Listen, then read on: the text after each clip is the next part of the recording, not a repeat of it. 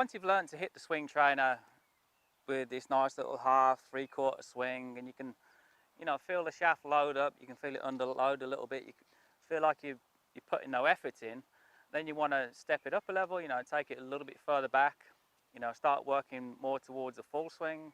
But again, in between each shot, make sure that you've got your continuous swing drill, which just, you know, sort of keeps an eye on your tempo there, make sure that everything's feeling nice and smooth and nice and rhythmic. And then you can go into that fuller swing. So I've done my little continuous swing drill, ready for my fuller swing.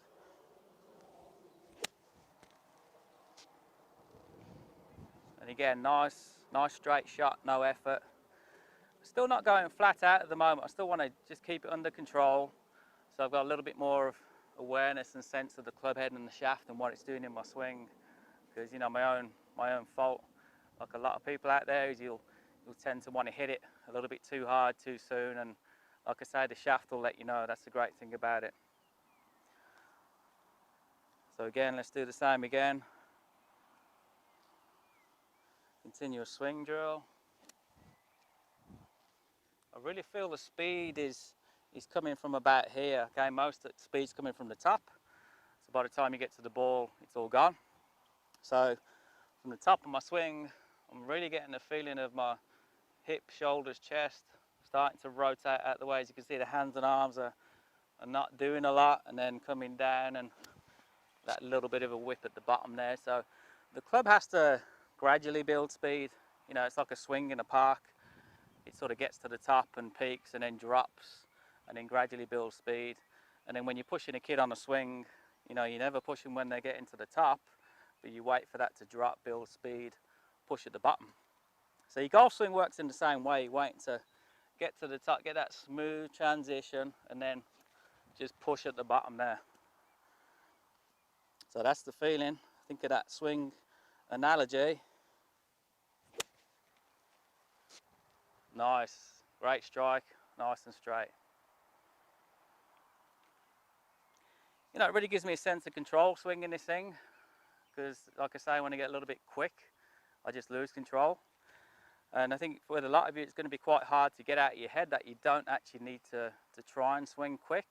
If you get the sequencing right, you know, building that energy up from the ground through the body into the club head, you'll generate lots of club head speed with a lot less effort.